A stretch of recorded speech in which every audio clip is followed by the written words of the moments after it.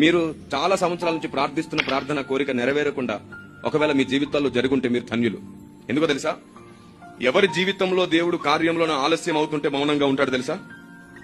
ఆయన ఎవరిని ఎక్కువగా నమ్ముతాడో వారి జీవితంలో కార్యంలో ఆలస్యం అవుతాయి. ఏంటా నమ్మకం అంటే, దేవుడు కొందరి విషయాల్లో వాళ్ళు అడిగింది వెంటనే ఆ ప్రెసెంట్ సిచ్యువేషన్ కావాల్సింది ఇవ్వాలనుకోడు.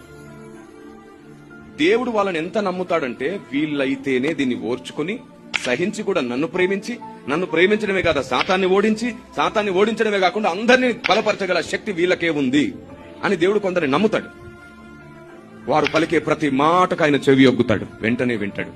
అలాంటి నీవు ఏ ప్రాబ్లమ్స్ తో ఉన్నావో అలాంటి ప్రాబ్లమ్స్ తోనే ఈ భూమి మీద చాలా మంది ఉన్నారు. అవునా? అయితే నువ్వు అదే ప్రాబ్లం గురించి నీ కోసం చేసుకోకుండా, ఏ సమస్య అయితే ఉందో నీకు అదే సమస్యతో బాధపడుతున్న అనేకుల కొరకేడు భారంతో నిండిన నీ హృదయం చేసే ప్రార్థనను బట్టి వారిని విడిపించి